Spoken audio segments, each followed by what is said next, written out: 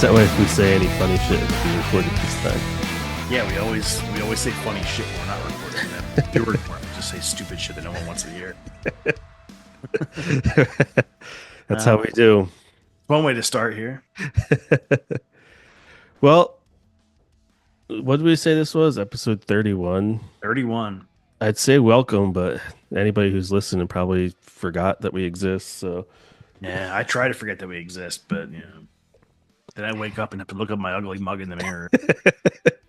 so yeah, episode 31. Lots happened since we last. Yeah. The country has lost its mind. Yeah, we kind of got off track with summertime and life, and we touched on this in the last episode where my landlord is an asshole and Fuck kicked you us for out. Listening, you're not, but whatever. Yeah, kicked us out, and then it was funny when his house was on the market for way longer than he wanted it to be, to the point where he listed it for rent again as a. You gotta be fucking kidding me. Yeah, but then 2 weeks later it sold. But it was funny to watch that. I'm like, haha, you could have been getting rent, now you got nothing. But now I'm all settled into the house. The best place for me to podcast from home is in my basement. Yeah, it's like the Bat Cave, but not as cool. Just lucky it doesn't get wet down here, because if it flooded down here, I'd be like, well, no.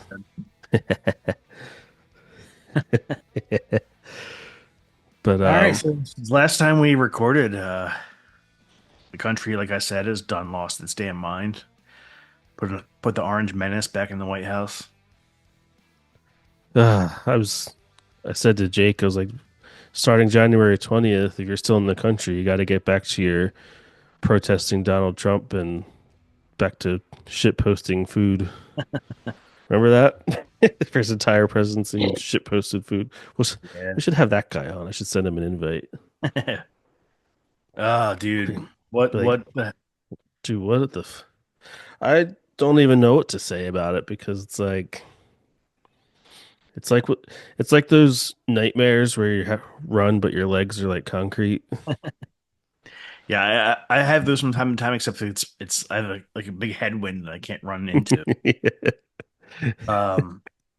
Geez, what the hell, dude? Like, especially people, not to discount the struggles people might be having, because I have them myself, God knows. But economically, I mean, but to complain for 4 years of the economy, and it's not where it needs to be, everybody acknowledges that. Yep. But to complain about the economy for the last 4 years, and the price of eggs and the price of gas, only for this country to blow past Black Friday shopping and things like that records. and the price of eggs, first of all, I think I've got to say this, get this out of the way. The price of eggs were out of control because the H1N1 bird flu, whatever the fuck they're calling it these days, has ravaged a lot of farms and led to the mass slaughter of chickens. That's why your freaking eggs are expensive. So it's a good thing you elected a guy who has a pretty good track record of getting infectious diseases under control. Am I right? But to that point, like, everybody's all upset about the price of eggs. Like, yeah, cooking wise, eggs are used in a lot more ways, but like, god damn it, how come we don't have the same energy when wings are expensive? Man, wings are delicious. Yeah, they were expensive as fuck when Trump was president. What the hell happened? You didn't see us out there storming the Capitol about it, though. Right? Anyway. Yeah, enough about that orange buffoon. Let's move on to less frustrating topics, because let's face it, since our last episode, things have been a lot less frustrating. And I mean, they've been frustrating in different ways, but not in the ways we talked about last. Yeah, mostly when I get in the shower and look down and see your belly and nothing else. Thanks for explaining my joke. Yeah, man. Holy shit. Since last time we talked, I think we were talking about, we were ready to fire Sirianni, and which, I mean, he has not absolved himself. Yeah, I still question what does he do? Not aside just him from though, the whole offensive coaching staff, I should say. yeah, Because aside since we last from talked, Vic Fangio has put on a freaking masterclass on how to run a defense. yeah, But this past week's game against the Ravens kind of underscored the frustrations we all had with Nick. But I yep, mean, not to beat that dead horse because the team is won what 8 games in a row. It's hard to complain, but yeah. So can we pause right there to tell a little story? So I hate to be superstitious with silly things like game day rituals. Yeah, let's be superstitious about that. But last year around this time, I took Andrew to his book fair, and one of the things they were selling was sports stuff, and I bought this Jalen Hurts poster along with a Phillies poster, and I was so excited. And Matt was like, "Oh, I got these frames because for reasons that we're not going to talk about right now." So we framed them and hung them up, and then like the Eagles went on their skid last year, like all the things that sucked, just and collapsed. the Phillies collapsed, and then fast forward to Phillies this season where they were the 2022 Braves, the best record and lost in the lost in the playoffs. And then the Eagles started their season. They looked like they just picked up where they left off. I was like, no, fuck this. And I took them both down, and they haven't lost a game since. Yeah, It's I fucking mean, weird, huh? hard to. It's that's the science. Who am I to argue? Yeah. And not only have they not lost a game, like they've taken over games. Like Yeah, they actually look like a professional team. yeah, especially defensively. Which kind of brings us to our next point on the list here, Cooper DeJean. Yeah, what a fucking guy. Once I remember early in the season seeing him out there making token appearances on defense, going like, Yep. why isn't this dude out here more? And then after the bye week, became a full time starter, and holy shit, has the defense turned around? Yeah, it's completely transformed. It's insane. Like not only that, I think and obviously when you're playing well, it the energy level is like it's like I don't know what the word. It's my first day speaking. I don't I don't know what I was saying, but We're rusty here. We haven't recorded in a it's but like the energy level it's like addicting, and Yeah, people feed off each other. And that D line has like been like, holy fuck, is this what finally we're seeing what how we invested all that money in? And we saw it this past week with against Baltimore. Like we held Lamar in check for the most part, aside yeah, from that that one big, garbage time run. yeah. It was a 27-yard run or whatever he had, and that was his biggest play of the game. Yeah, He had a couple lucky plays, those throws to Mark Andrews, the one for the touchdown. yeah, Um, and the big gainer that I think ended up ending in a Tucker missed field goal. But yeah, yep. You know, there I have seen national news people try to make a well, Justin Tucker had missed those field goals, but dude, you play the hand you're dealt. yeah, That's beyond the Eagles' control. And even if he had made those kicks, what I think you made this point on Sunday, maybe that would have changed how the Eagles approach things. yep. You play the games as you play the ball as it lies, as Doug and Happy Gilmore would have said. But it's true though. You play the games as they unfold, and you can't control anything. But as one of Jalen's misnomers, you got to keep the main thing the main thing. Yeah. you know, But also to that point, though, I remember, I forget exactly which game it was. I have to look, but I remember just a few weeks ago, our kicker missed two field yeah, that's goals and an true. extra point, and we still won. Is that the Rams game? I think. Might have been, yeah. I don't remember exactly which game Yeah, it was. how about that? That's a good point. I hadn't thought about it that way. Yeah, but to my point, that's just how it goes. Yeah. What are you going to do? Shit happens. Yeah, luck. Good teams, and it's probably every single team that's ever won a Super Bowl has had a lot of luck go their way. Hmm. I mean, the Eagles, remember halftime, right before halftime, the almost interception that Foles threw that went off at Keanu Neal's uh Yeah. hand, and Torrey Smith ran for a gain and got us in the Yep. field goal range. Like that happens. The helmet catch for the Giants back in '07, and teams get lucky. It happens. Yeah. So to discount everything else because you want to try to make a point that doesn't exist, whatever. Watch us keep racking up wins and cry about Right. But all good things come with a bad thing. Man, what a it. fucking Pour season one BG out was for. having. I know, dude. The timeless wonder. What is he, 36 now? I'm 42, and like I get wind to going upstairs, and here he is rushing, relentlessly rushing passers in the fourth quarter. Yeah.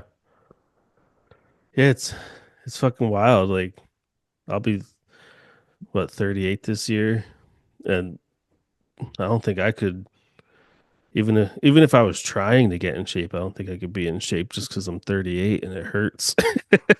Because I don't know how he's doing it. Yeah, people are like, "Oh, what do you miss most about the '90s? The music, the TV shows, the movies." No, I miss not having back pain. Right.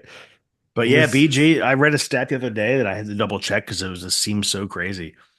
That Sunday's game was the last time since 2009 that Brandon Graham, Fletcher Cox, and Jason Kelsey hadn't played a game together, not together, but like in general. Isn't that wow. insane? 15 years.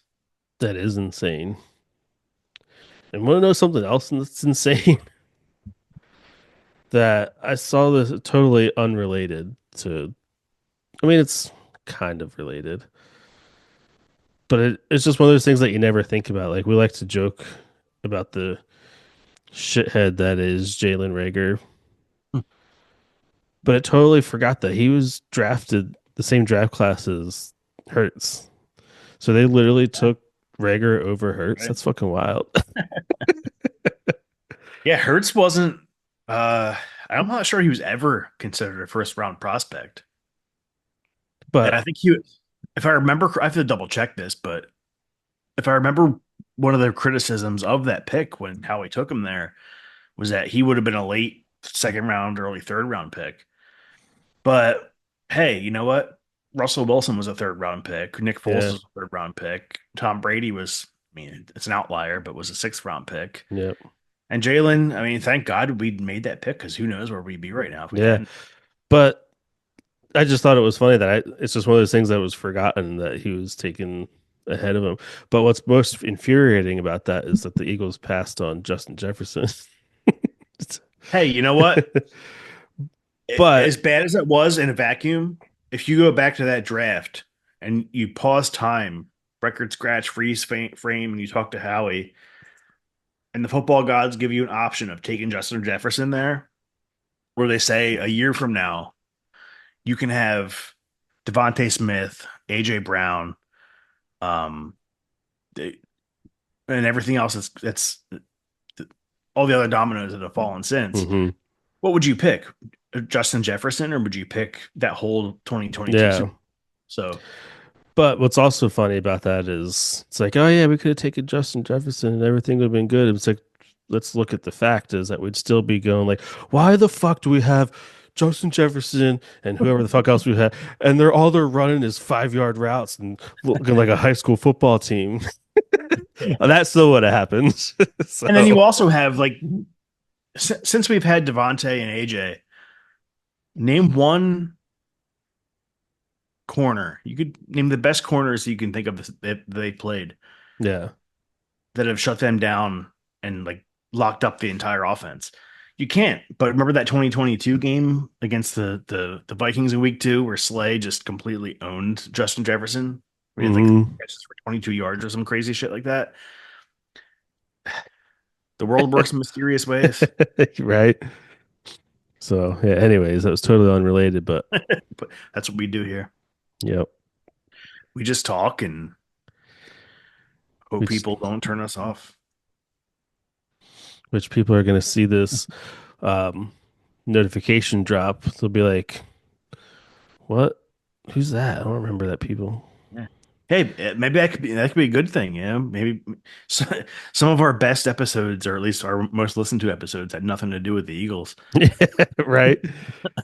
For a podcast named Birds and Beers, which Well, we wait. started because we were going to talk about the Eagles and drink some beers, but the beers just didn't happen. It's Well, no, let's. it got expensive. Well, not only that, but it's just to the point where it's like apparently, and I'm willing to say this because one, nobody's going to listen, and two, fuck them if they do. Um, Nobody wants free advertisement, and nobody wants to donate a two of their beers for free advertisement. So, Hell, not we bought them. Just like right, give just us like their we, social media shout out. I'm yeah. really proud for that. So many of those breweries didn't even repost our story. So fuck them. You know what If I'm we, drinking tonight? There's water in this cup. I don't know, rusty old Bud Light here. Um, Anyways, maybe we should change it from birds and beers to be more of like a all inclusive birds. Like eagles are the birds, and there's also birds that also might be controlled by the government. they're not real. Maybe since we're popping up right after the Ravens game, maybe we should only record episodes after Eagles versus Cardinals, Seahawks, Falcons, and is there another one? Yeah, that's it. So, so just a pause here. Since you're not since you don't have headphones in, can you turn your computer speakers down? Uh, Just a scotch because a scotch, is that a word? it is now. Is that better? Yeah, it's just because I occasionally hear me come through and it gets picked up on your mic. Oh fuck. Well, this So, episode's gonna sound like shit. um, yeah, but it's gonna sound like a really satisfying shit.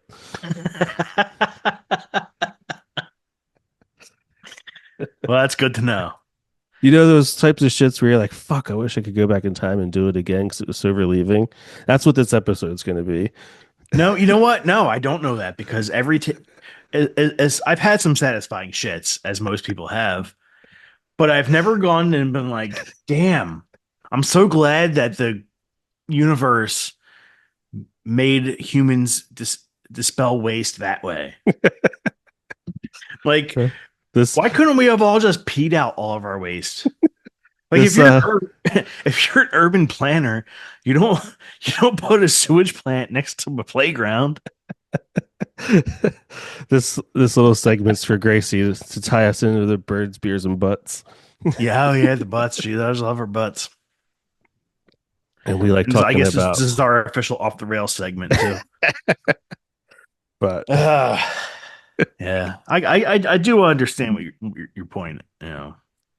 Back in my younger days when I used to smoke cigarettes, I do appreciate the morning poop when you would light up a cigarette and sit in the toilet, and nothing like a morning poop with a cigarette. I can't relate. I didn't when I was a smoker. I never smoked inside, but I could Uh, imagine. I could imagine. no, those of us who are old enough to remember what it was like when you could do that. Yeah. All right, so back to the agenda. We talked about the BG injury, and that brings up the Phoenix from rising from the ashes. Nolan Smith, Yeah. What a that dude guy. has stepped up, huh? Fucking right. Maybe That all this whole time it was just the system he was playing in wasn't good. yeah, I I mean, mean, which proved because defense last year was garbage. well, So he was also at the time he was drafted. It was also regarded as a project too. He was kind of true. raw, Yeah. and you know it would take a little bit for him to acclimate to the NFL. But sure as shit, man, he looks like he really has, Hmm. and he's already more productive than Bryce ever was. Oh my. I Oh yeah. I forgot he was on the forgot. team until today. I did too. Where's he been? On the practice IR squad with where he his wrist belongs? injury or some shit. He had surgery. I don't know. Uh, Last I heard, they were hoping he can come back for the at some point before the end of the regular season, but they're rolling without him. So yeah. I mean, defense looks better without him. I Oh mean, man. yeah, because when he was out there, 99% of the time he was just filling that one of 11 guys out there. So, Yeah, if he didn't have such a unique jersey number, we might not even notice him at all. right. Although I think he did have a half a sack before he went out with his injury. So not to trash the guy. It's not his fault. Yeah, I mean, when you actually do something, you do have the tendency to get hurt. So, makes sense. Yeah. Well, it's not his fault that it's just that we overpaid for him. That's Sure. Yeah. He was a rotational player at the Jets and he just had one good season and he cashed in. He's like another Jason Babin without the douchey tattoos. I forgot about Actually, that no, guy. Jason Babin got a sack from time to time. I guess a more apt comparison, not the position wise, but it would be Nnamdi Asomugha. Yeah. At least he got to marry Kerry Washington, though. Yeah, true. All right, next on the agenda, Dean, Kobe Dean, looking like that dude. Hmm. Holy shit, that guy had a resurgence. I was high on him in the pre-draft process in was that 22 when he was at the very early stages. He was regarded as a potential first round pick, and I was all in on this guy. I watched him play at Georgia, and I was like, holy shit, this dude is freaking awesome. I wanted him bad, and then he dropped in the mocks, and then he dropped. I thought he would be a mid second round pick, but then he dropped all the way to the third. Mm. And but I remember sitting there on draft day watching, I was watching a movie or something. Like I had my computer open watching the draft on mute, and he was still on the board.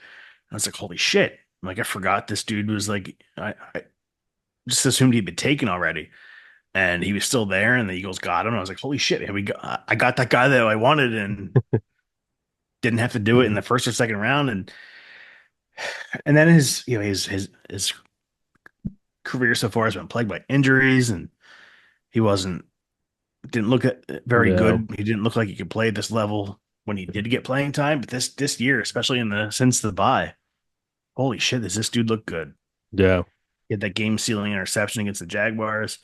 He's just been everywhere, all over the field, and holy shit, I think this at this point in the season, he's probably the player I'm most happy for because he was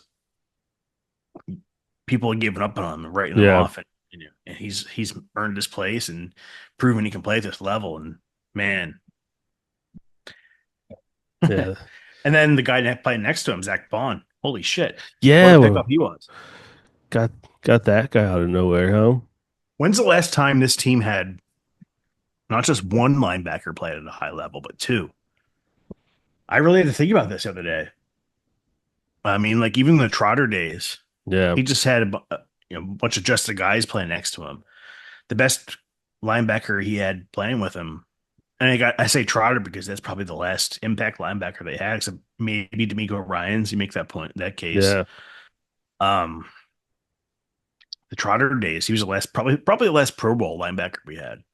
I have to Yeah. I look that was up. I was just thinking in recent history, the last time we had any respectable linebackers was 2022 with what's his name? TJ TJ Edwards. Edwards and because But you're I right.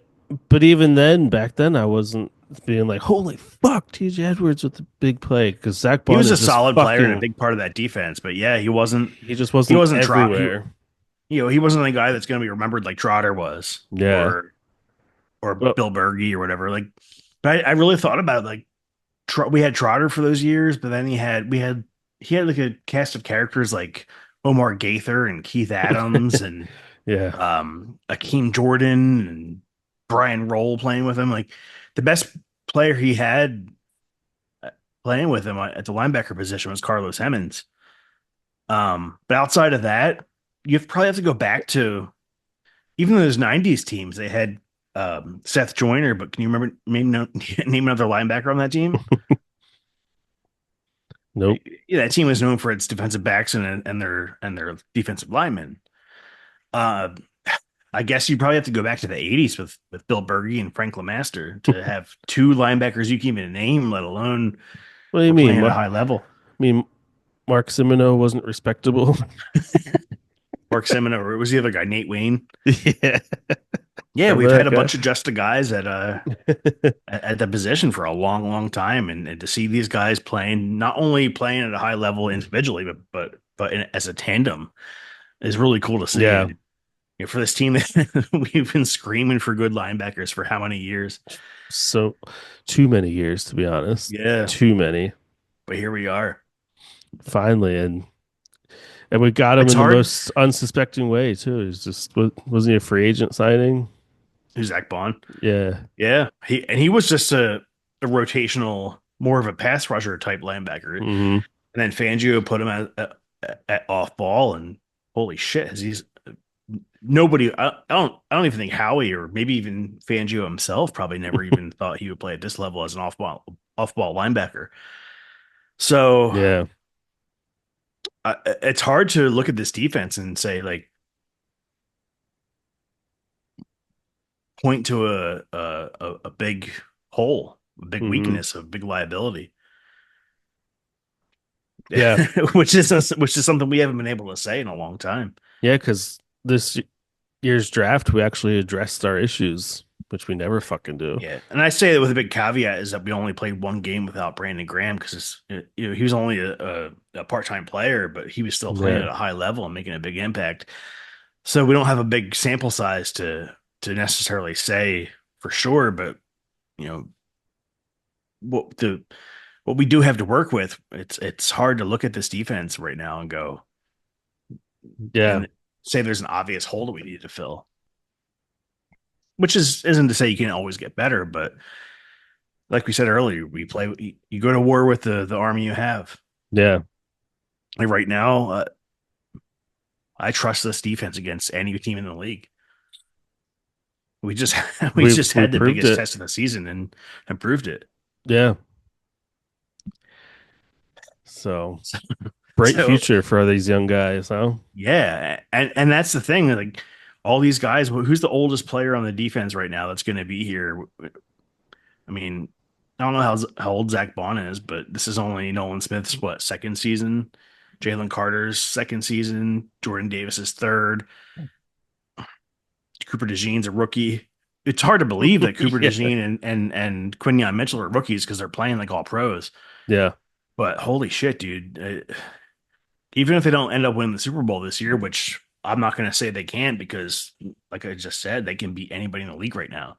Yep. Um, it, Especially with I don't know if you saw it today, which we all saw it coming with him being the game time decision he was on Sunday, but we get Devontae back this week. yeah, yeah. I How about saw he that? was off the injury report today. They had they passed their biggest test of the season without Yeah. a full magazine. Hmm. And let's face it, the last couple weeks they've leaned on very important guy on our offense, fucking Saquon. I thought you were gonna say like Grant Calcaterra or somebody, Although but when yeah, Dallas was out, he was pretty damn good out there. who speaking of may have a bigger role in the offense now because apparently Goddard is hurt again. Yeah, that was yeah, I potentially a season ender depending on I didn't even see what happened. I didn't even notice he got injured. me Is this either. something that happened and he played through and I don't know. It's just I didn't even see it until Monday morning. It was like, oh, by the yeah, way, same. Dallas Goddard is hurt. We're like, what? When? How? What happened? Maybe it was after the game. Maybe he like slipped going down the steps or something. remember Slipped in that the game? shower. Remember that game a couple of years ago against Atlanta where like three players got injured in pregame warmups and couldn't play? That was one of the Aguilar games. Was that 2020? Oh God, what a forgettable year. Yeah, so yeah, Goddard might be on his way out because would you give him another contract at this point where he I doesn't don't know. stay healthy? And, It's he, not, and he's on the. It's hard to believe because it seems like just yesterday that David Akers was trolling the Cowboys fans right before he announced the pick. But Goddard is 30, or at least pushing or like close to it, yeah. which is But insane. but even still, like Makes me feel like a million years old. this is gonna get some hate, I'm sure, but he's average at best. Yeah, I've never been that impressed with him. I Like mean, when I he like would, him as a player.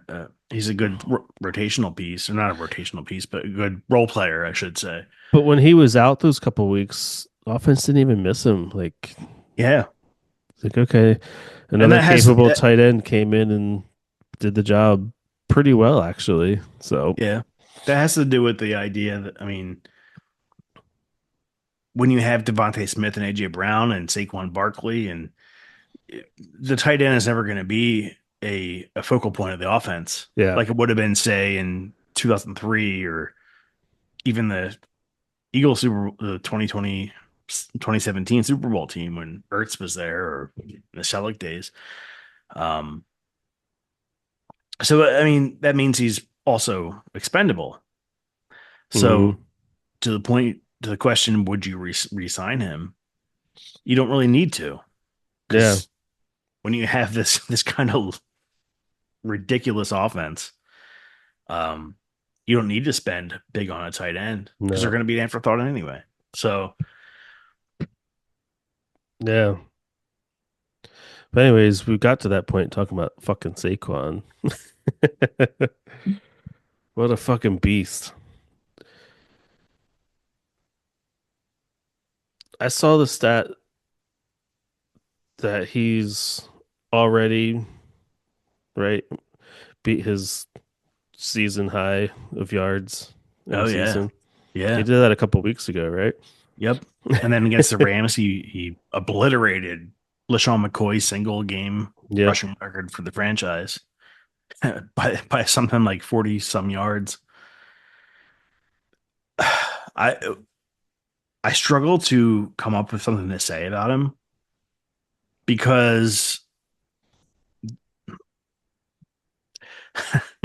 like there's always national people out there. I'm not going to name names because I don't want to give them the satisfaction. Um, who were like, "Oh, he's washed. He's not going to be that good. He's not going to make an impact." Blah blah blah. Okay, Sorry, I gotta stand for a second. how have those takes gone for you? Yeah, right. He is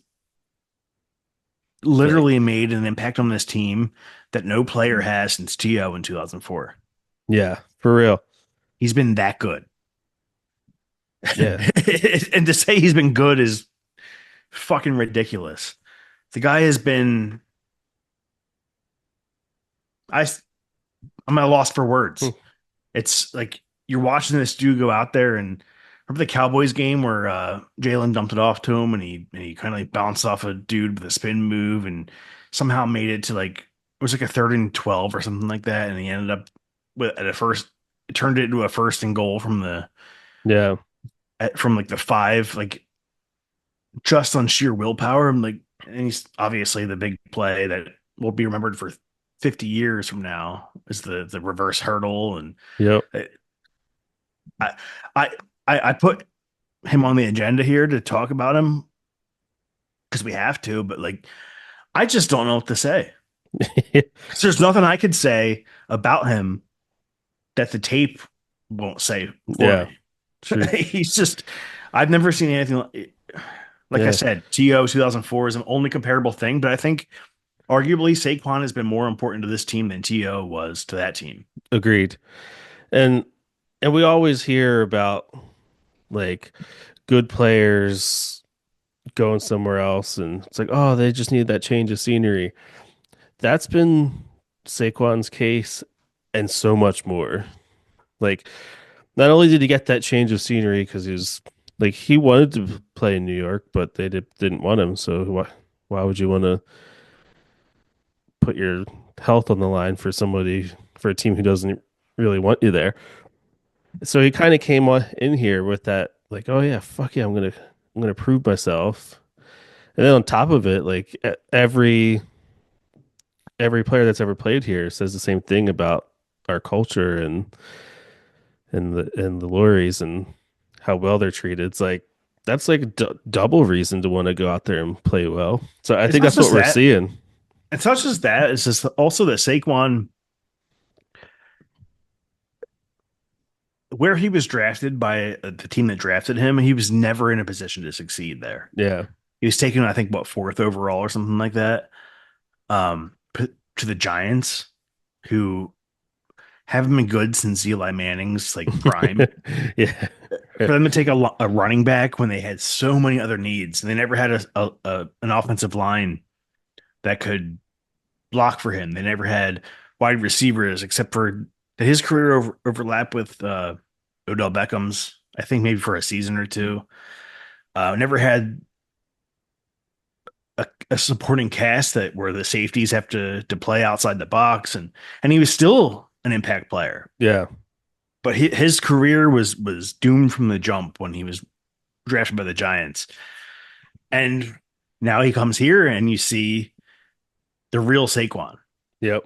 You see what he really can do with an offensive line, with wide receivers that command respect in their own right, and a dual threat running back or quarterback. I'm sorry. Yeah. It's just you see his potential that he always had that Hmm. people didn't give him credit for. It's, we're seeing that guy that we saw at Penn State all those years. Yeah. I was really bummed that Howie didn't bring Miles back.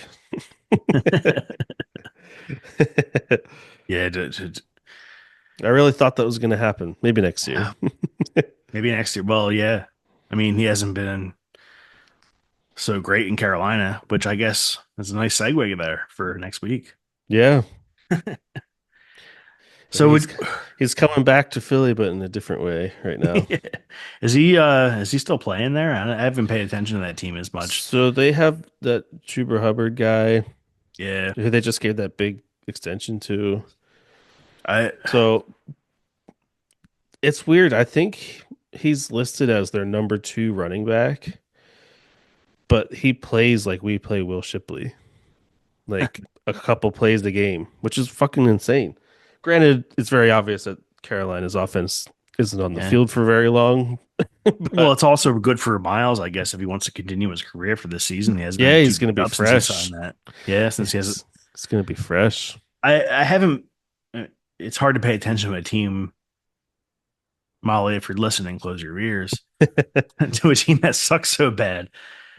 It's hard to pay attention to them outside the Bryce Young saga, Yeah, which good for him, man. He's come back and he played the consummate professional, being benched for who, Andy Dalton, is it?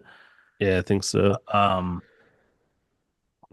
for him to be benched for him, and then come back, play the consummate professional, and now he's gotten the chance and he's succeeded so far to turning his career around. Because Carolina, I mean, we this is a team the Eagles should beat pretty easily, but they've been playing a lot better Played a lot football better. Yeah, lately.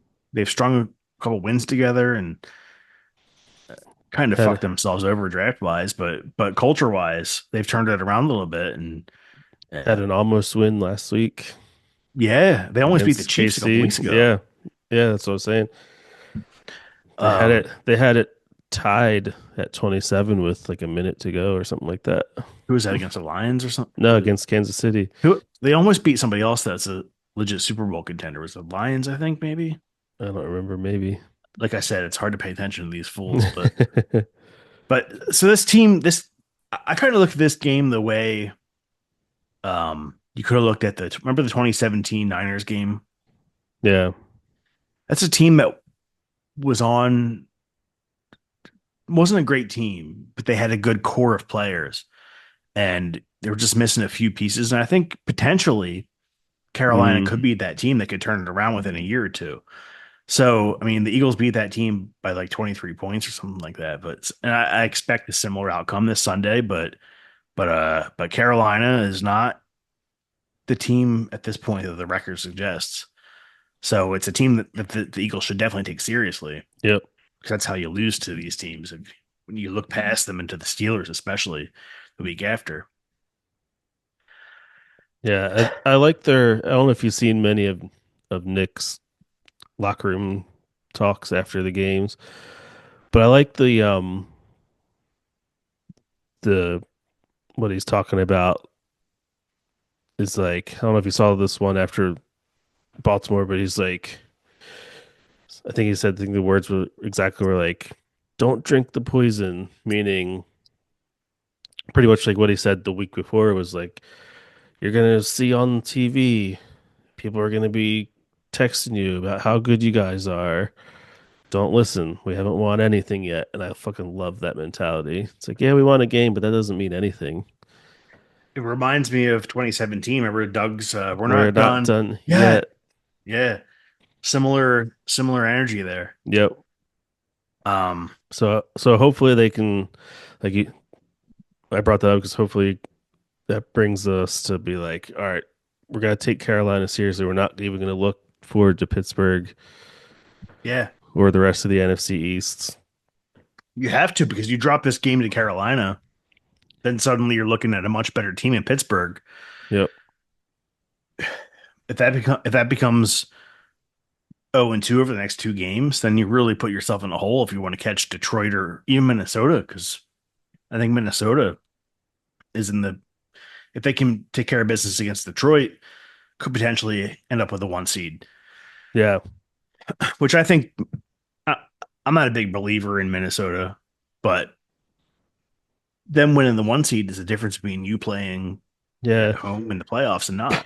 Yeah. The Minnesota reminds me a lot of last year's Eagles, where they won some games, but they won a lot of games on sheer luck Yeah, or squeaked out wins that they should have won handily. That's, I mean, I could be totally wrong because I don't really follow them other than what you see on the highlight reels and shit. yeah, but But come playoff time, it's you only get one game and anything can happen. come playoff time, You'd rather even have a team that plays in a dome 8 games a year come to the link in January yeah, where it might be a balmy 75 degrees. right. I was just thinking, we won 10 games, cool. And then you get spanked by the Bucks in the wild card round. Too soon, man. At least the first time they lost to them 2 years ago, they had Tom Brady. So Yeah, right. Oh man. But yeah, can we uh, catch lines? Was watching, was it First Take? Was it the First Take or the Pat McAfee show yesterday? And I saw them say something about the Lions. It's like, that's amazing that they're still playing at the level they are. I'm pretty sure the number I heard was 17 players on injured reserve. Like 17 players from week one to now. Like, holy fuck. And they're still winning games. That's incredible. there's reminds me of one very specific team.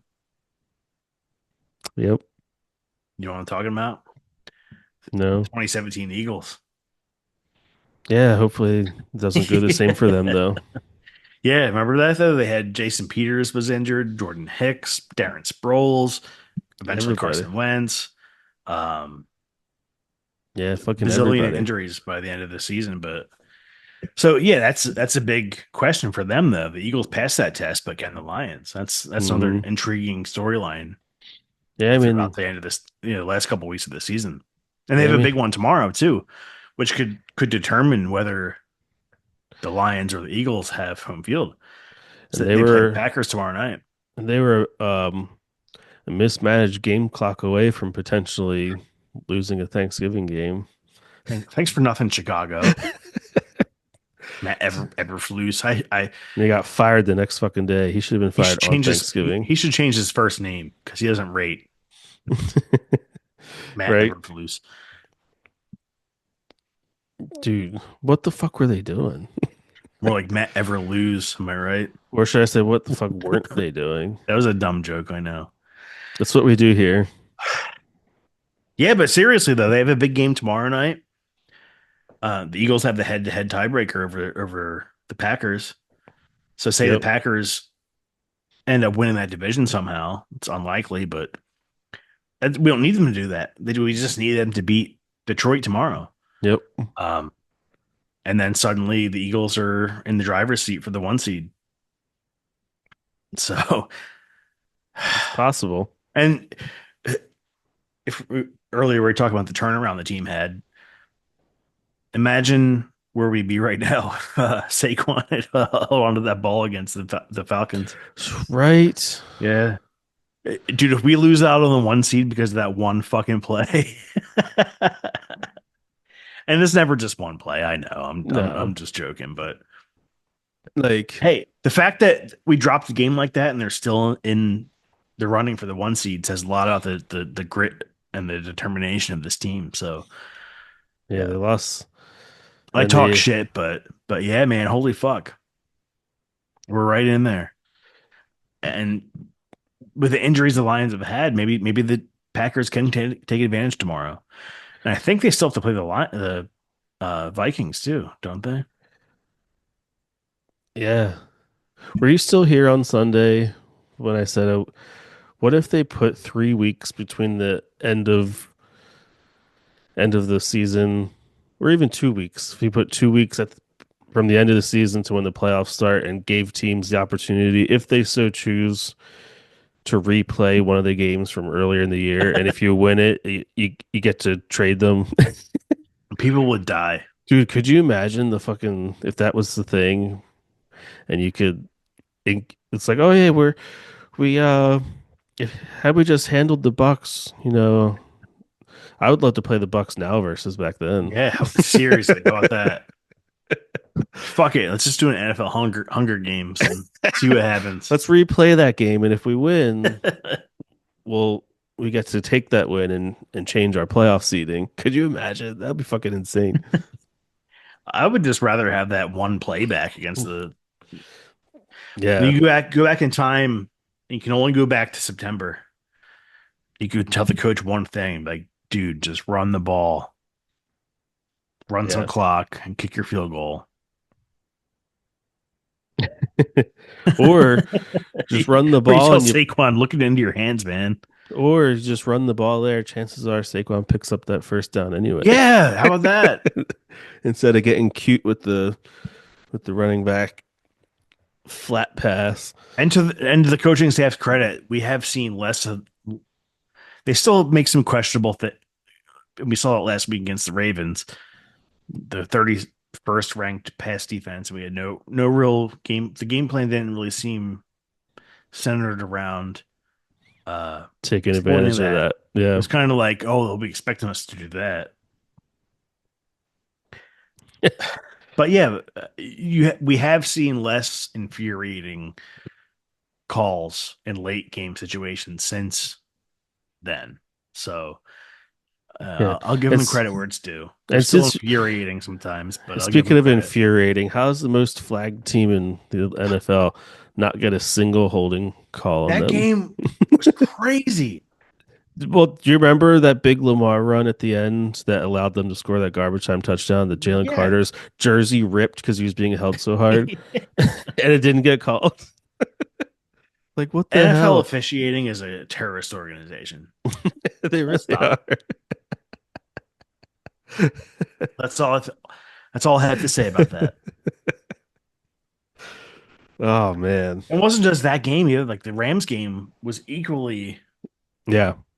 like the officials gifted them two touchdowns through bad PI calls.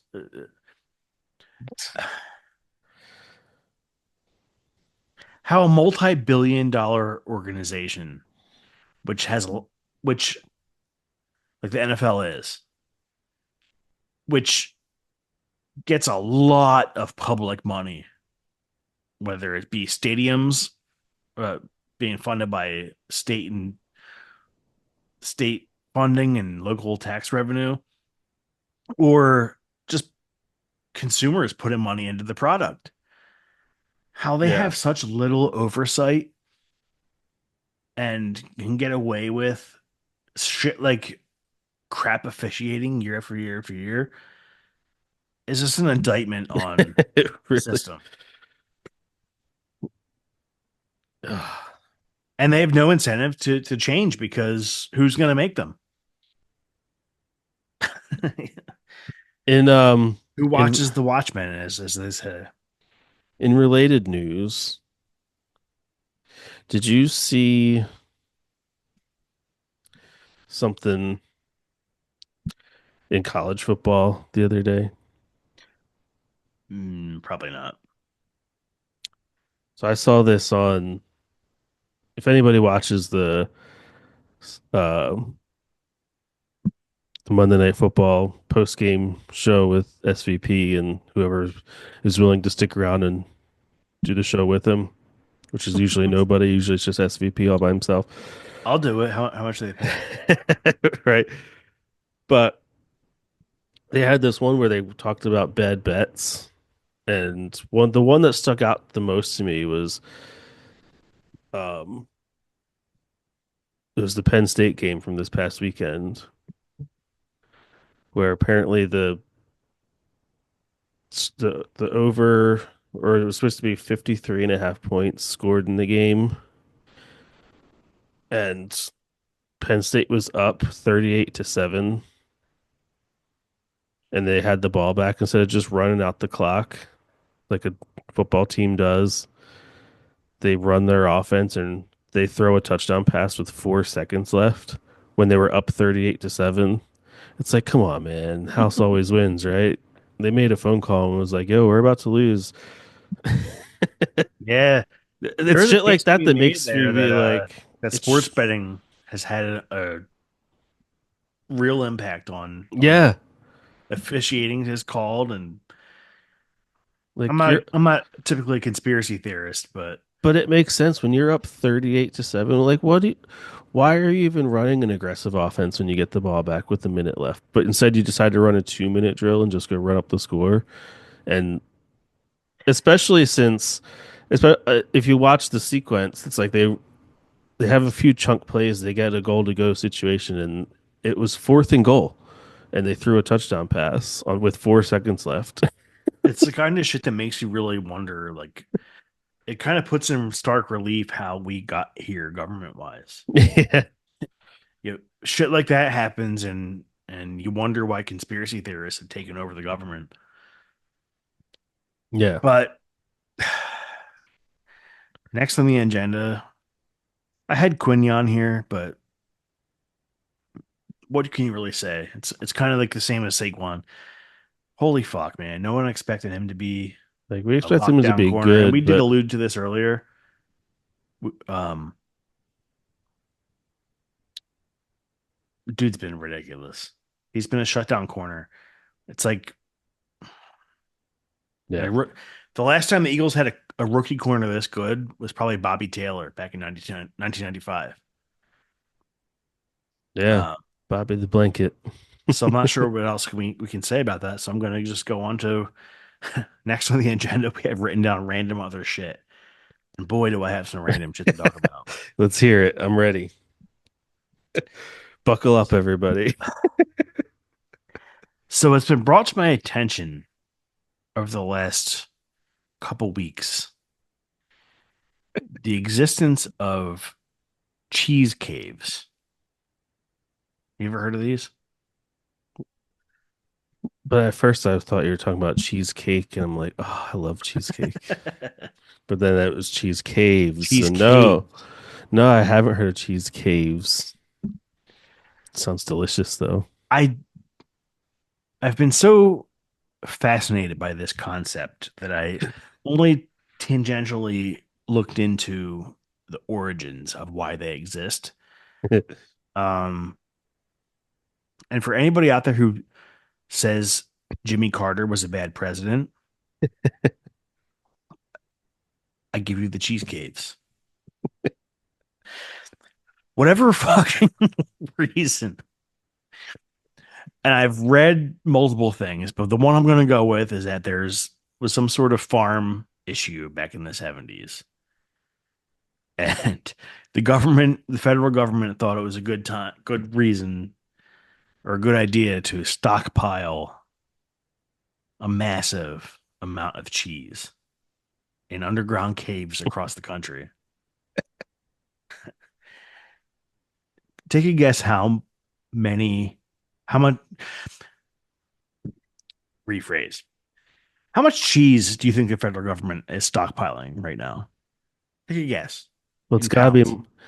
I was gonna say it's gotta be more than just a wheel or two, and It's got to be for you to be this upset about it. Not upset, but I'm like not upset. I'm fascinated. fascinated by it. It's got to be some like 10,000 pounds, Oh, oh, my sweet summer child. I twenty need to crack a thousand beer. pounds. Oh God. Time out. Oh, what if he came back with some beer cheese? That would be funny. Oh, you mean the greatest thing ever? No, that's bread cheese. 14 billion pounds. Why? That is how much the federal government has stockpiled. I've taken the call on it. You know, are you familiar with the National Strategic Oil Reserve? Yeah. I've taken a call on it the National Strategic Cheese Reserve. So what you're saying is if they sold it for market value, they could eliminate the debt. Probably. I thought about that, and this is where I'm going with this. I thought about, those of us who were Democrats, and we wanted for years that the rich to pay their fair share. Well, do I have an idea for you? I found in the Ozarks in Springfield, Missouri, a National Guard base or some sort of military installation that is adjacent to one of the biggest cheese caves in this country. So enter my plan.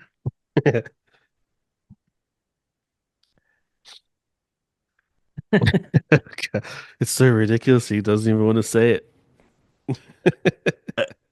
My plan is to have a national cheese cave resort. And mind you, there are several locations. It's not just this one in the Ozarks. There are there are cheese caves across this country. So the one I saw we found on Google Maps, and there's like this vast field with nothing on it. You build like a little city, not a city, but like a resort there with like nice little cabins and stuff. And the National Cheese Reserve is not accessible to the public, but we can make it that way. You build little Airbnbs type places for rich people, and you make it all inclusive. You get like, you could have your own cheese cave for a weekend, say at like 50 to $100,000 a pop. You could eliminate the national debt in a matter of.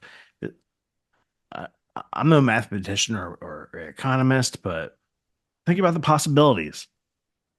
I think it would So, be a lot easier to just sell it like per pound.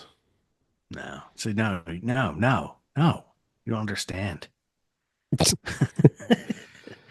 You could have like, say you have, so not everybody's going to be able to jet off to the weekend to go to the Ozarks in freaking Springfield, Missouri. Nobody wants to go there, right? Like you got to put it like 50 to $100,000 per weekend, and you get like a a private cheese cave and uh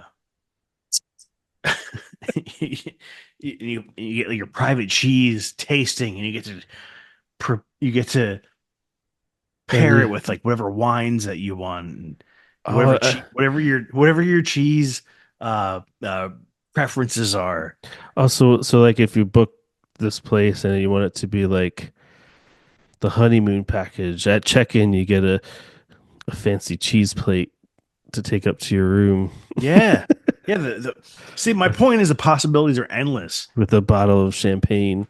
So so obviously for anyone who's ever listened to us, they know that we're not happy with the election results. And we know how absurd the next 4 years are going to be. So my plan, this is a very stupid idea, and I acknowledge that.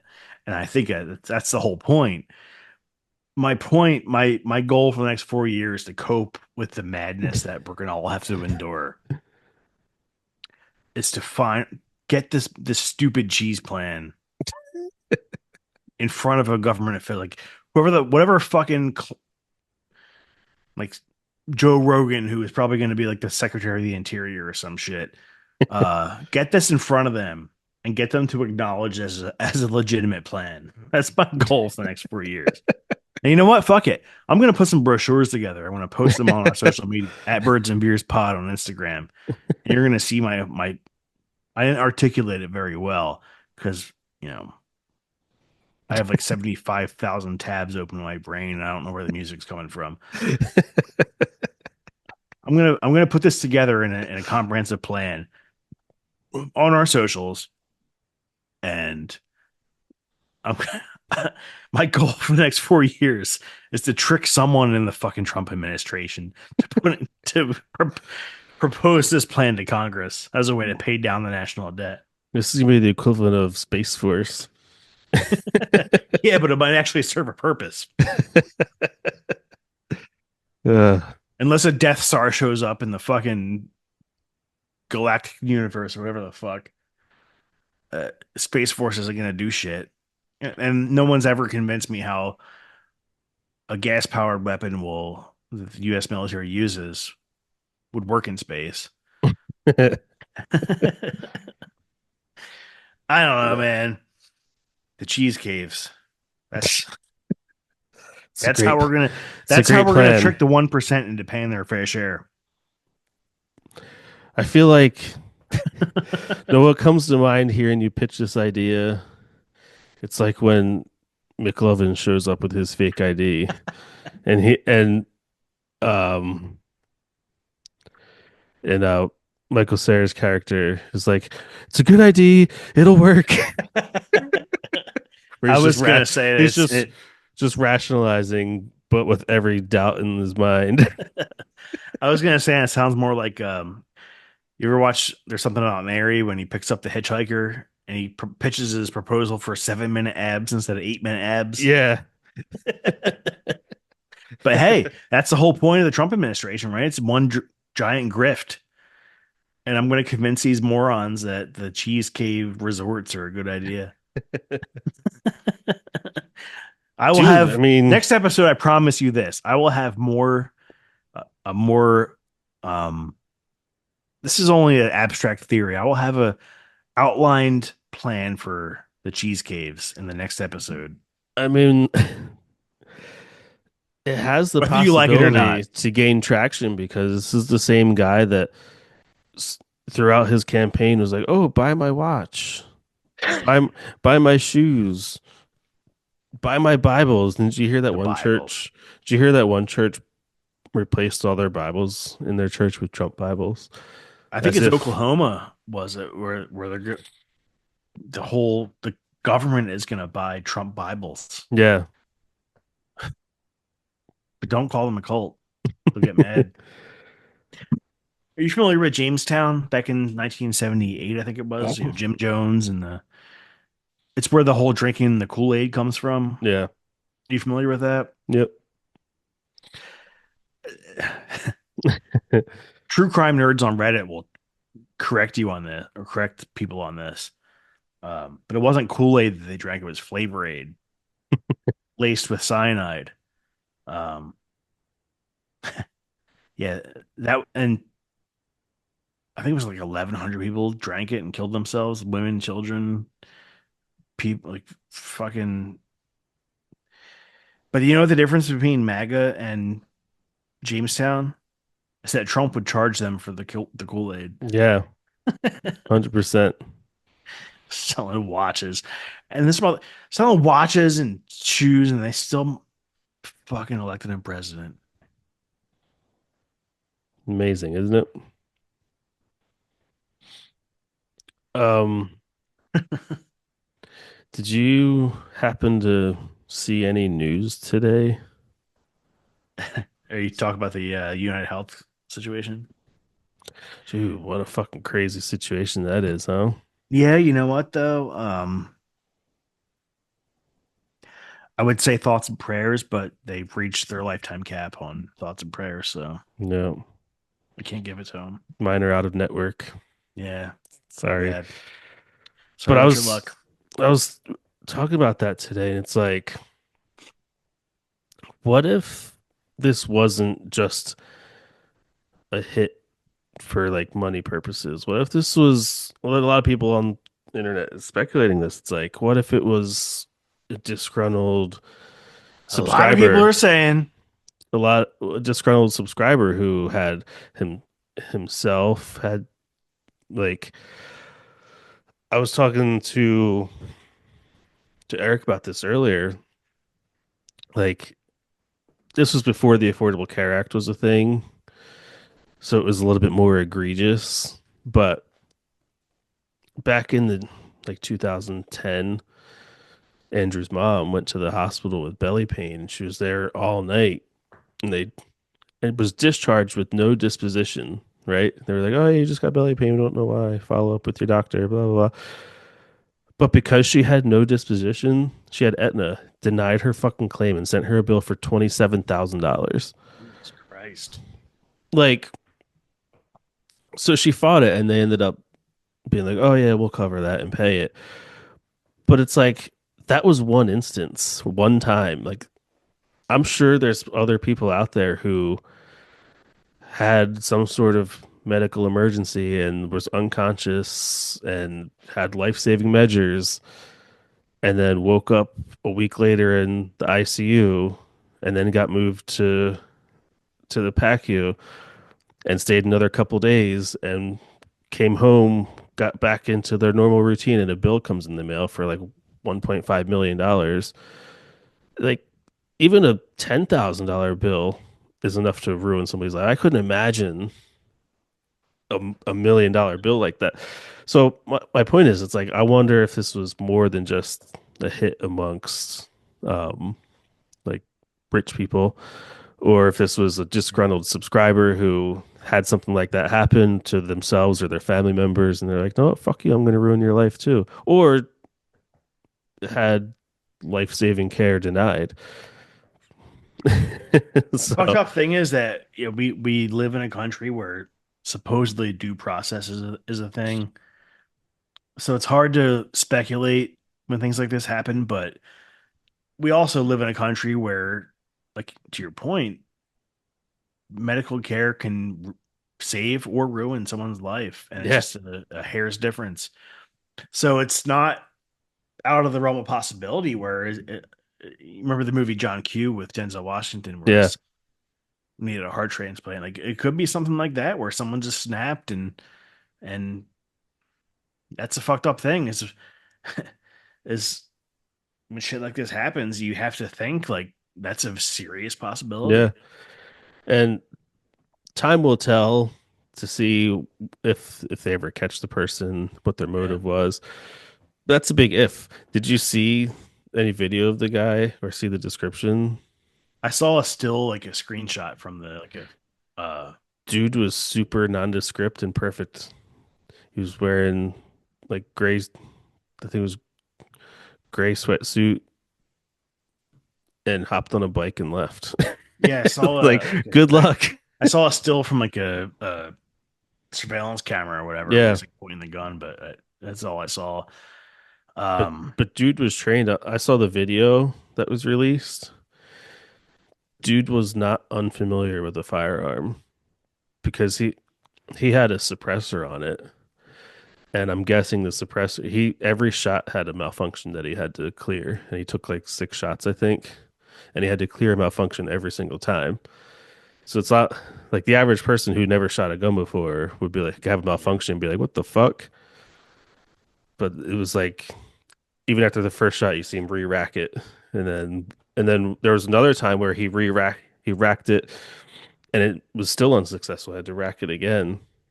It's like this guy was. So people are thinking that it was professional hit, but it also we live in America. We live a it country could be that a veteran whose mental health care ran out. yeah, exactly. So time will tell. It doesn't qualify for VA benefits for one reason or another. Like myself, like I could go to, I have hearing loss because of my service. I could go to the VA to take care of that, or I could rely on my private health insurance, hoping that they'll be there to cover whatever issues for my service might arise because I don't want to go through the VA system and block somebody Yeah. who, when you have 20 veterans a day committing suicide, you don't want to backlog the VA system more than it is. So Hmm. it could be any number of things. Like, but when you live in a country where routine health decisions could be a matter of life or death, Yeah. But when when you when you foster that system over a century, don't complain when the chickens come home to roost. yeah.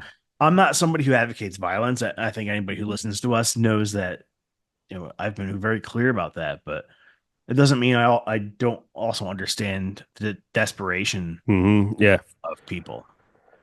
Um, but the point I was trying to make was like, yeah, it sucks for the guy and his family, but like someone just became CEO of United Healthcare today. And I'm not dependent. That's I why I'm saying time will tell on hadn't thought what about that possibility. well, no, like that's what I'm saying. Like time will tell what the motive was, but someone just got promoted because of chain of succession in business. It's like, yeah, they just got promoted, but they might also have a target on their back. So, Well, and that's what's fucking insane about it. And that's why it's like, okay, if it was just because maybe he's doing some fucking bad business deals and it was a business partner had a hit on him, we won't know. But if it's a disgruntled employee, disgruntled subscriber, look the fuck out because you never you never know. That's what's wild about it. because well, yeah, because these healthcare companies, health insurance companies are building their riches on, let's face it, on possibly killing people potentially. yeah, And we know that I've worked in healthcare a lot of times. I've seen people who needed medical attention refuse services because they didn't want to incur an ambulance bill or the subsequent hospital bill. It's absurd in the supposed best country in the world.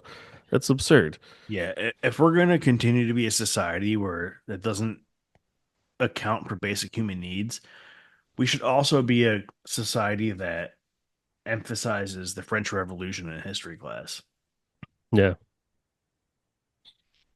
Maybe a gunman outside of the headquarters or wherever the guy. I haven't looked into. I haven't. I guess he was outside the Midtown Hilton. Yeah. If we're going to be a society that wants to protect um, pe- oligarchs, essentially, maybe we should be a society that also emphasizes the potential um, risks to that very Yeah. society that we foment and we, you know what I mean? Like the guillotine was the 18th century version of maybe a guy standing outside feeling like he had to do what he had to do. And again, I'm not condoning violence. I never will. I never have, never Yeah. will, which is kind of funny to say as a former Marine. Um, what has violence ever accomplished? But Yeah. I do understand why people get desperate. I Hmm. mean, I've been there myself. I've never thought about committing acts of violence because of it, but I do understand why, especially when you have, for, considering we've done episodes on this mental health. I'm not saying this Hmm. guy was mentally ill, and for the 30,000 plus patients I met, I would say one that I know of has committed acts of violence. Um, it's difficult. It's a difficult subject to talk about. It's a difficult subject to like form a coherent thought because there's so many different plot points to it. Yeah. I can see again. I never condone violence as a means of resolution for anything outside of international conflicts or whatever. But it doesn't mean I don't understand why people do what they do. Hmm. And again, we don't have all the facts on this one yet, but yeah, we But live in a society which causes desperate people to do desperate things, and it's not difficult to assume that's hmm likely what this was. yeah, and another point I saw made was the difference in media reaction when a rich person gets shot versus your everyday folk. It's crazy. It's like they were all over it, like fucking white on rice, man. It's funny how that works. And then like when the average folk like turf wars in the city. Oh yes, there's a shooting in this neighborhood. All right, in other news. It's fucking crazy. And that's going to be the headline for probably the rest of the week. What happened to this guy? It's like, okay, but what about anybody else in any other part of the world or part of the country, I should say?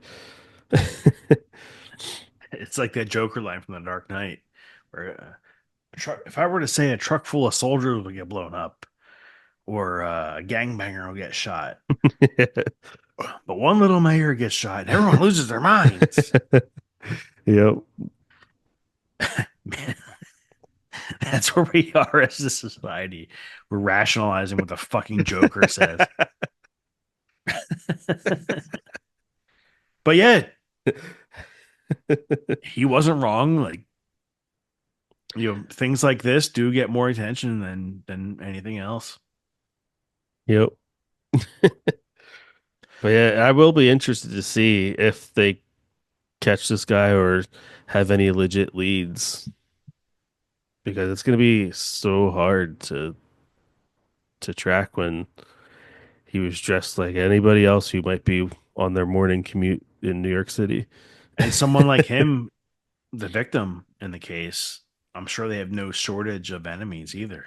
Yeah, Whether it I be in the saw. corporate, what you were saying earlier, whether it be in the corporate world or someone who um, feels that they're wronged as a patient or as a family member of a patient. Yeah, I The saw police have this. their hands full with suspects, that's for sure. I saw a comment earlier that was like, oh, it was probably somebody who was wronged by United Healthcare. So that only leaves about 10 million suspects. That's the fucked up thing is that when someone like that gets killed, that's the first. It's the most American thing ever. That's the first thing we think of is, well, it's probably because they fucked somebody over with their health care. Yeah. Which, Hey, again, yeah, I did allude a minute ago to, and anyone who listens knows that I was in the Marines, and if there's one thing outside of like efficiency in combat and people know about Marines is that we love dark humor. So of course I've got to make this it's not a joke, but like maybe this is what we need to yeah. get the government to be serious about have a serious conversation about access to guns in this country. Well, Not just school students being shot or gang violence in the cities or whatever else. Maybe the 1% gets a taste of what the rest of us go through. mhm. Maybe then we can have a conversation about gun violence in this country. A Yeah. serious, well thought out one that actually leads to results. Who knows? And on the other part of that, there's two sides to that, and which are both very relevant. Um, yeah, they got a taste of the gun violence today, but if it comes out that it was somebody who was wronged by United Healthcare, then that puts every other CEO, board member of every other health insurance company on notice because if that's what it comes out as, that's good. Like we keep referencing the Dark Knight, copycats. But You know what the difference is? I'm not wearing hockey pads. but No, like but yeah, you know what? Maybe because then Maybe every single maybe CEO out there who if the difference is uh you have a yacht and you want a yacht to park in your yacht, if the difference is you have to forego that second yacht, or you could not have to look over your shoulder, yeah, if that's what causes you to be a decent human being, then so be it. Like, I hate to say it because a family lost someone they love today, yeah, but greed, violence begets violence, greed begets greed, and um, maybe something like this will be a catalyst to have where we have a national conversation about our priorities. And mhm, it sucks that acts of violence do have to. But look back at the '60s when Martin Luther King was shot, and 2 months later Bobby Kennedy was shot, and years before that Medgar Evers and JFK and Malcolm X, and like sometimes we have a national reckoning, yeah. and Unfortunately, it didn't some happen after Columbine. It didn't happen after um 20 first graders were mowed down in their classroom in Connecticut. It didn't happen after a bunch of people at Bible study were shot at their church in South Carolina.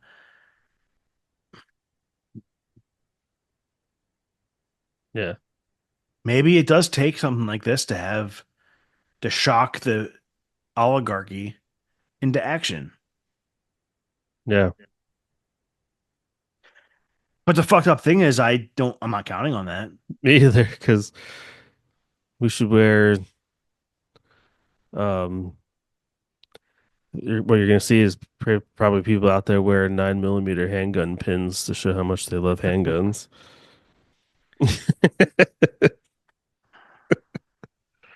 Oh my God.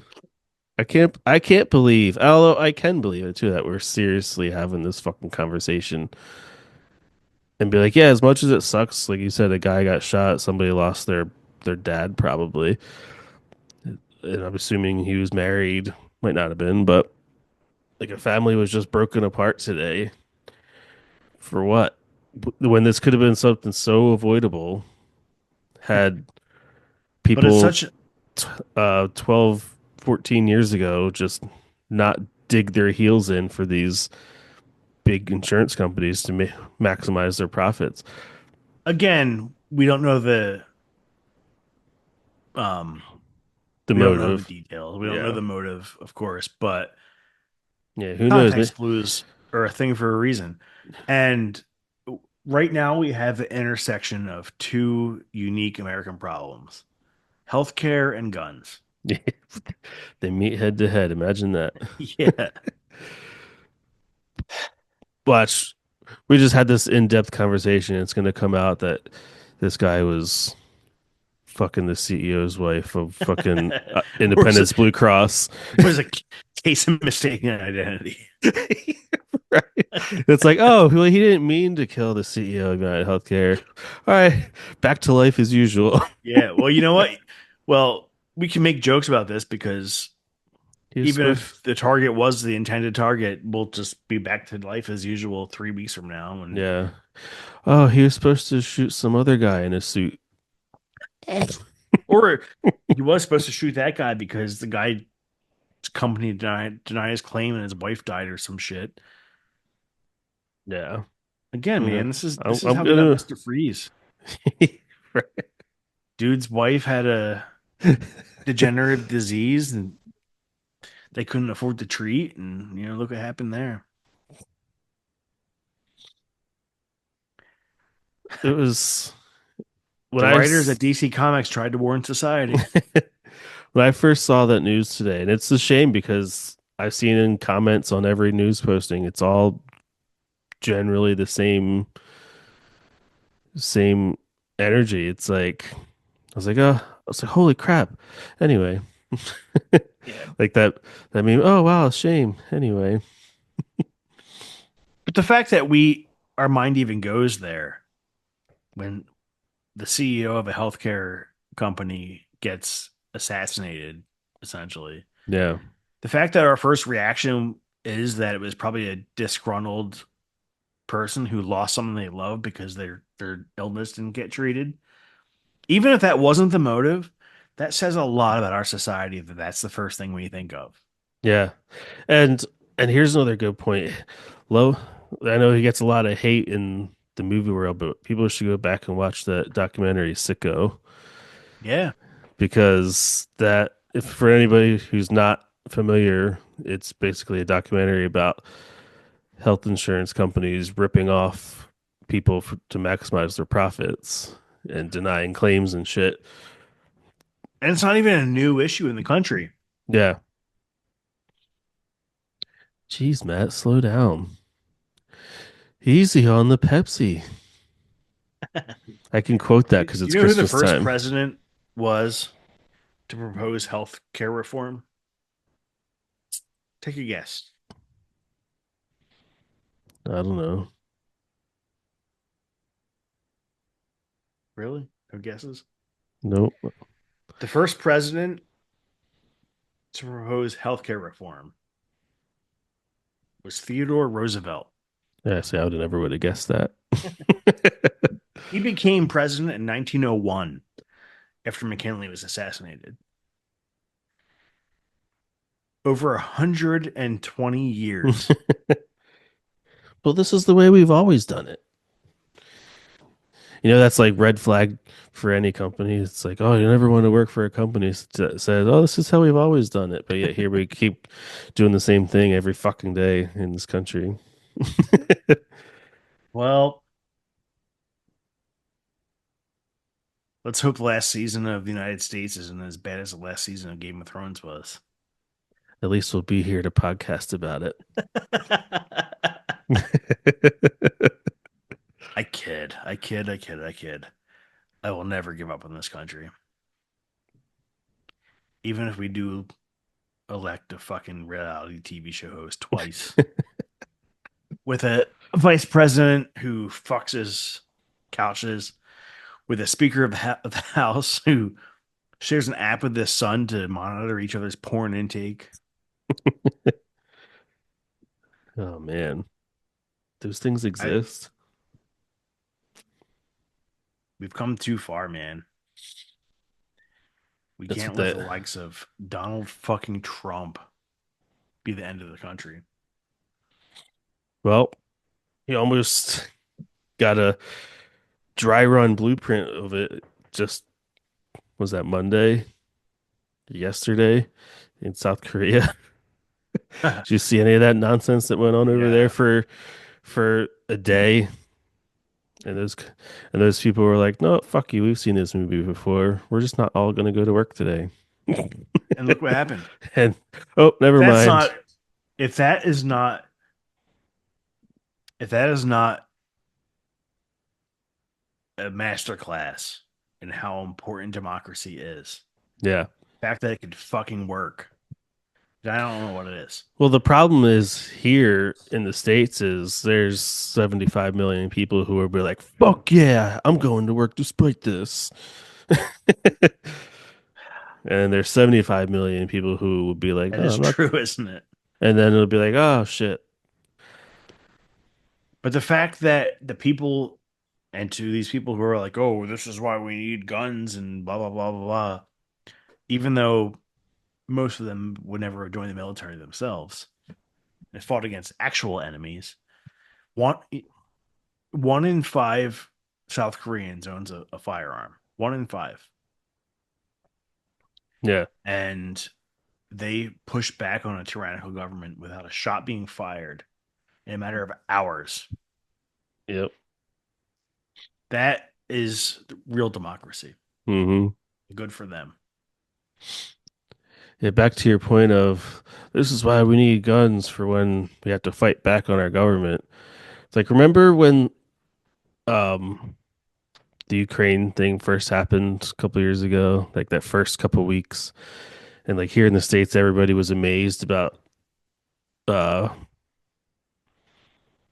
that the drone that was flying over the off the shore of Russia and Ukraine. Yeah. What was it Fort 10 and Fort 11, or for those subscribers that like the story, Forte 10, Forte 11. I don't know how they pronounced it, but it's spelled Forte, but without the accent mark.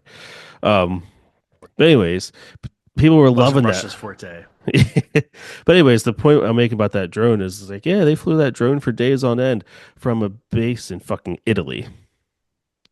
So if you think you're gonna be able to fight back against the U.S. government, good luck. Good luck. I got in an argument with some guys I served with in the Marines. I think it was after the Pulse nightclub shooting in Orlando in 2016, where they were arguing in favor of why we need access to AR-15s, because if we're gonna fight against a tyrannical government, this wet dream that conservatives have, like, number one, for 8 years when Obama was president, I was told that he was a tyrant. He was the exact scenario why we need weapons to rise Hmm. up against a tyrannical government and take it back for the people. Where was it then? Where was the uprising? Number one. Number two, say someone really did need to be overthrown by the people. Do you really think that, I know how radicalized a lot of people in the military are. Do you really think that they're going to be on your side? Three, even if they weren't, who decides who's in charge of this uprising? Right. 300, 400 million people in this country. How do you put together a rank structure? Four, how do you communicate? Where do you go to organize? How do you communicate? Say you do put together a network of like radios and shit like that. You don't think the government's going to be able to tap into what you're talking about and destroy you through, because they know your every movement? Like, it's such a fucking conservative wet dream, and Yeah. it's so stupid. Yeah, they really think they can outsmart fucking You really government. think a country where most people don't even vote? We saw that in this Yep. every election, but especially this last one, um, where turnout wasn't the, you know, Harris didn't get the turnout Biden got. Trump didn't even do that much better than his 2020. Uh, like, how do you think you're going to be the majority in this country? Like, how do you feel like this mythical uprising is going to happen? It's just such a dumb fucking fantasy. And the fact that we have to, knock on wood, we haven't had a really bad mass shooting in this country, like a school shooting, but like, this conservative wet dream is why we have to sacrifice 20 first graders in Newtown, or a bunch of elementary school kids rob elementary, or 13 students at Columbine. Like, that bullshit is why we have to go out in public to a mall or to a movie and worry that somebody's going to barge in with an AR-15 and mow us all down. Like, Or just the CEO going to a fucking meeting like the dozens he attends every single year. the fact that I don't e- the fact that until just you brought that up, I didn't even remember how this conversation started. It's a sad commentary on the state of our society. Yeah. And I honestly, as a proud member of the Democratic Party, we do have a lot of soul searching to do. We have a lot of strategizing to do. We have a lot of work to do. Um,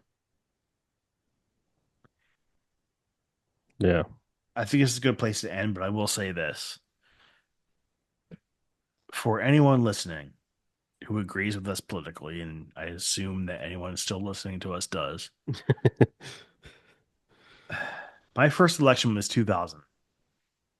I was so excited to vote for the first time. And I grew up in a family of Republicans. And I think outside of you, Eric, and Donna, most of our family probably still is Republicans. I also grew up as a kid disadvantaged and was interested in learning and wanted to go to college. And um, Al Gore had a really was my first election was 2000. Al Gore was a Democratic nominee for president.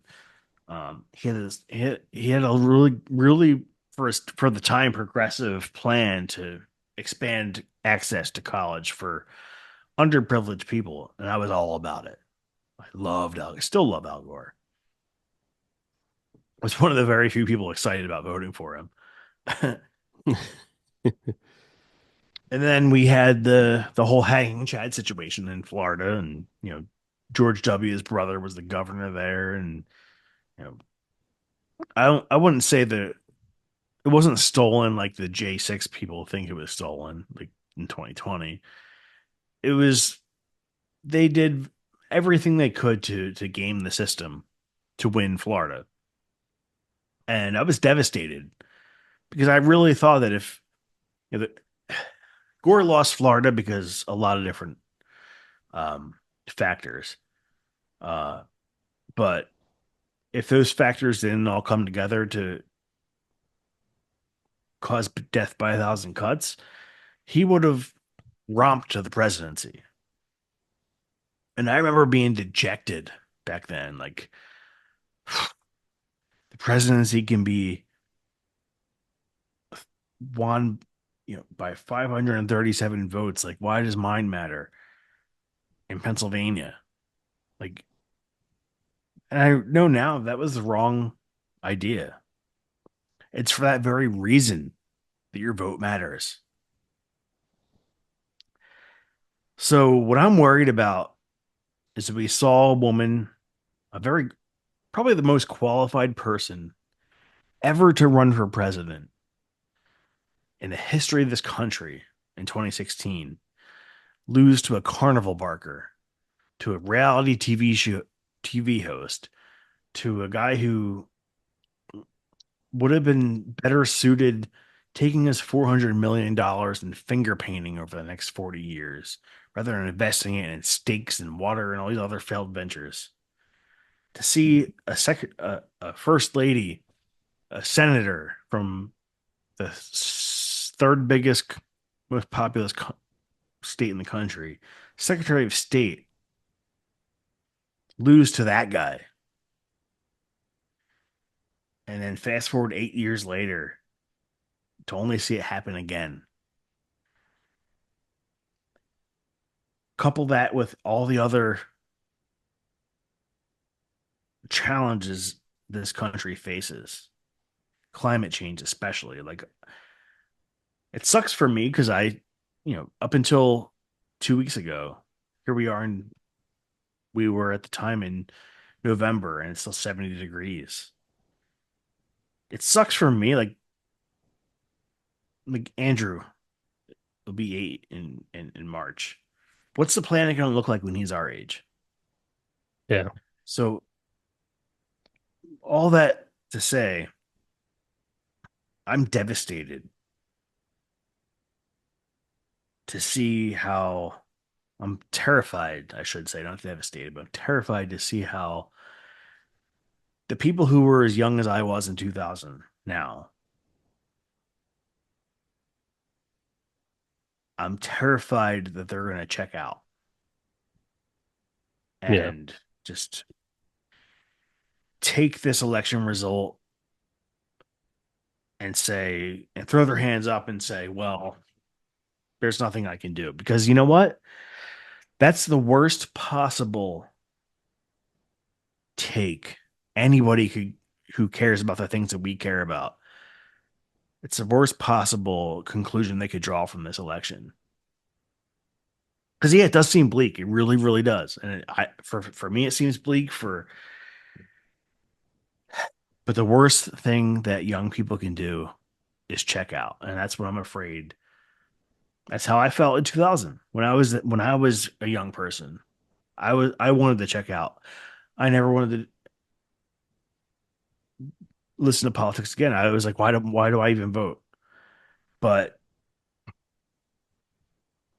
I hope that Bobby Kennedy has this great quote. He said, "The future may lie beyond our vision, but it is not completely beyond our control. It is the shaping impulse of America that neither fate nor nature, nor the irresistible tides of history, but the work of our own hands that will determine our destiny." It's so fucking true. It is. So, young people, if you're listening, don't give up, man. The future is very much in your control. It's out there for the taking. You just got to reach out and take it. Keep fighting. Yeah. Anything else you want to add, Ben? Nope. Well, I guess that's a good time to say the line. Yeah. Drive safe. Be good Be good people. people.